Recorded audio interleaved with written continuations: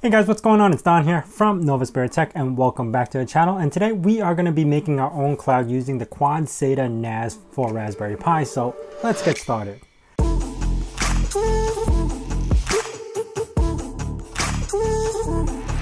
Now, if you guys are interested in picking up this product, which is the Quad Sata NAS, I will leave all the links down in the description below, along with the video that I made for setting up and reviewing this guy, and also the RAID 5 failover that I did on this guy as well. Now, if you guys didn't know, me and my friend started a gaming channel called Pandemic Playground, where we play survival games like Space Engineers and stuff like that. Now, the biggest problem that we have is file share. We currently use a lot of data sharing between us for the video footages that we do. Now, our current sessions usually last about an hour to an hour and a half. And think about it this way, every 45 minutes of footage is about 6 gigs of data for us. The video file is about 6 gigs. And when we play about one session, it's an hour and 45 minutes or so. That's usually 12 gigs of data. So we're currently using Google Drive just to transfer the data because it's easy and it's a cloud service, so I could just fetch it from him at any time when he uploads. The problem is when you're using the free service, it's only 15 gigs that they allow you, so every session we have to quickly upload and download the file and then remove it so we could work on our next session. And this is why I'm building my own cloud. We're going to be able to use a very easy interface where we could upload data and download data directly to this guy, and we wouldn't have that 15 gigabyte limit. So let's begin. So what I'm going to be using for this guy is actually Diet Pi, and I'm just going to head over to dietpi.com, head over to download, find the board that I'm using, which is Raspberry Pi, and then I'm just going to download this image, which is super small. Now, after I'm done downloading, which shouldn't take that long, you see how small it is? It's only 140 megabytes. Let's open up our new Raspberry Pi imager and choose custom. And I'm going to head over to download. And because it's a 7-zip file, it don't show up here. Okay, so I'm going to have to open a regular file manager. Go to downloads. And where is it? Where is it?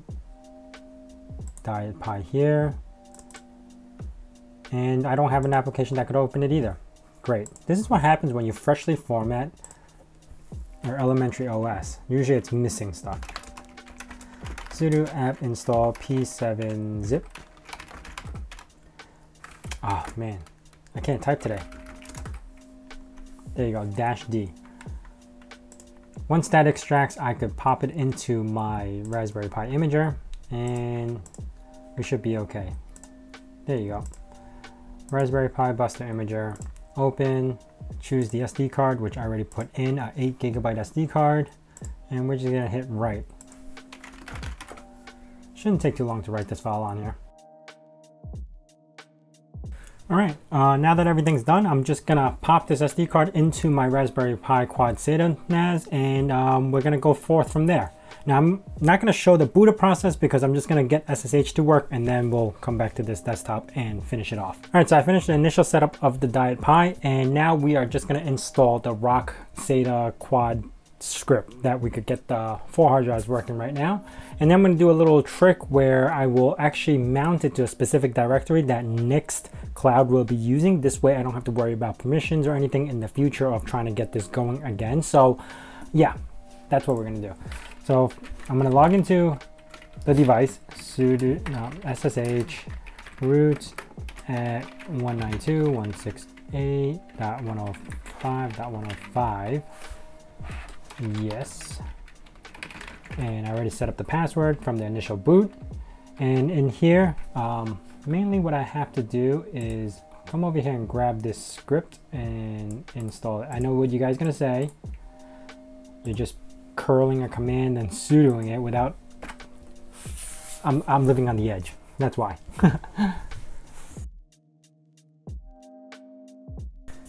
Okay, now that the setup script is finished installing for the Rock Pi Sata or Raspberry Pi Sata, you should have noticed the hard drive starting to boot up.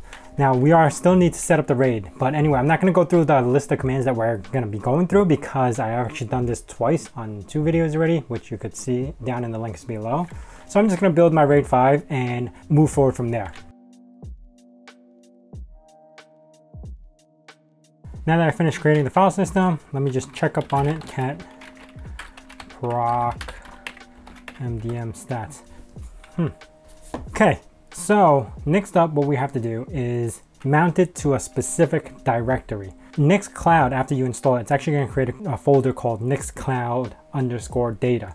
And it's going to be located in the mount directory. So if I go to /mnt cd dietpy user data, it's actually going to create a folder right here called NextCloud_data. So what I want to do is actually mount the hard drive to make sure it's going to be there first before I actually install the software. So this way, it'll actually just automatically start loading data to the RAID or to the hard drives. So what I'm going to do is make dir NextCloud_data. And I know because it's going to be using www-data group, I'm actually going to change that as well. So chown www-data www-data NextCloud. And if I check it, it should have that correct permission right there. Also, I'm going to change it over to 775. So chmod 775 NextCloud.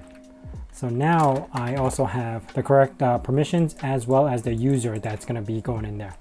Next up is to mount the hard drive. Now, dietpy, and again, this is only for dietpy. If you're going to be using this just straight up Raspberry, it's going to be a completely different setup as far as the folder goes, because I believe it goes under var/www/nextcloud/ wherever the data directory is there. Dietpy just moves it to this area. Now, to mount hard drives in dietpy, it's a little bit different because there's actually a utility called dietpy drive manager. And in here, you can actually just write the FS tab for you. So I'm going to pop into this area and you see how there's a drive right here that is not mounted. I'm going to do that. Mount drive to here. Well, not really, because I want to change the destination. So can I actually change this? I can. Paste that in there. Hit OK. Hit OK. There you go. Now it's going to mount it to that folder. And now I can hit back. And I can hit exit. And I could exit drive manager. Now just to double check, it's going to go into my FS tab. I just nano FS tab. And you see, it's right here. And it is going to mount it into this directory, which is perfect. That's exactly what I need. Now, just double check. Okay, everything's there. Now I could do dietpy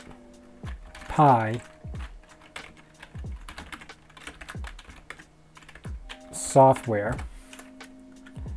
And in here, all I have to do is software additional, scroll down to, where is that? Not development, text editors, nope. Desktop utilities, nope. I'm in the wrong section. So I need dietpy optimized software. And this is where I'm going to search for NextCloud.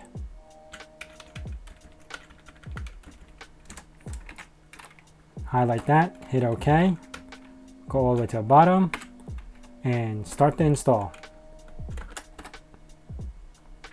This will take about 10 to 15 minutes, so just let this sit and it's going to do its thing.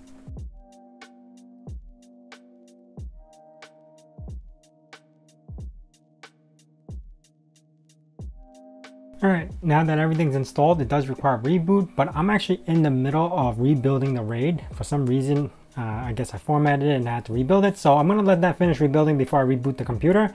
So I think I have another hour and a half left or something like that. So yeah, I'll be back. All right, so it's been some time since I last touched this, which is the next day now, and my router did break and a change of outfit. But anyway, the situation still stays the same. It is ready to reboot, and I already rebooted this, so I just kind of left the screen on. And we can access the device now by going over to the IP address that is assigned /NextCloud. You should be able to see the device. Now, the username and password is what you created at first. If you're using dietpy, when you first initial setup, it actually creates the password before you even install NextCloud into their database. So whatever that password was set. In my case, they already changed all the passwords. Now, once everything is all done, you're presented with this dashboard. Now, to make sure that it actually attached to my RAID, all I have to do is head over to settings. Yeah, settings, and then go over to, I think, system.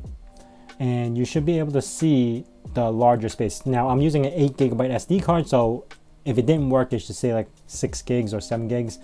But you can see the root says 6 gigs, but my actual storage is 2.5 terabytes. So it worked. I got my RAID attached to the storage, and I could basically upload whatever I need to upload. So let's give that a try.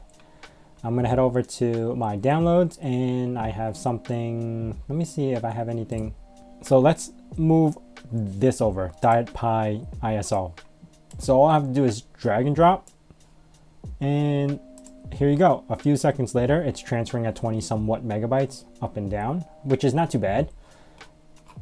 And yeah, it's working. Just give it a minute. Now I do want to show you guys also the app you could download. So you can actually download this app called NextCloud, and it will actually sync up to your cloud that you have created. And right now, since it's still uploading the file, I don't see it yet, but in a second I should be able to see it. Actually, let me upload a smaller file. I cancel that, and instead of the IMG, I'm gonna upload the actual, where is it? I guess I deleted the zip. Yeah, let's upload this one instead. So that worked because that's only a 256 kilobyte. So if I refresh my phone, I should be able to see that file. So right there, Imager, right in the middle, Imager AMD64. Now, if I go over to photos, everything also has like a thumbnail, and when you click on it, it will generate the photos and everything. You could also watch videos right off this app, or you could even add features in here. So if you head over to apps, you can actually download certain types of apps that you want, say like games or integration. If you need like calendars or collaboration tools, office and text, all this stuff you could just add into your NextCloud, which I really do like. Between me and my friend, where we share files, we could actually put like notes on it. So it's really cool. I like the calendar feature where we could just figure out what our schedule is and what we need to do. So I'm not going to show you guys how to set this up as a public facing service, because there's a lot of research that you have to go into figuring that out. I recommend using a VPN to connect to your home network, then connecting to this actual storage versus publicly hosting it on 443 or 80. And a lot of, if you have a static IP or a dynamic IP, you have to figure that out. And a lot of ISPs don't allow you to even host something on 80 or 443. So it's all that stuff that you would probably have to figure out. But ultimately, my recommendations would be setting up an OpenVPN, which I could link to a video right here. Once your phone connects to that VPN, then you can connect to your cloud storage. This way it's fully secure from anywhere. It's not publicly hosting, and you don't have to really worry about creating a SSL or HTTPS, because your VPN, then you're in your local network. Well, if you guys enjoyed this video, please hit that like button, and don't hesitate to share this video. As well as, if you guys have any questions about this, please hit it down in the comments below. And if you are new to this channel, consider subscribing. Also hitting that bell notification icon so you know when the next video is going to be out. And as I say in my nerd cave, hack till it hurts.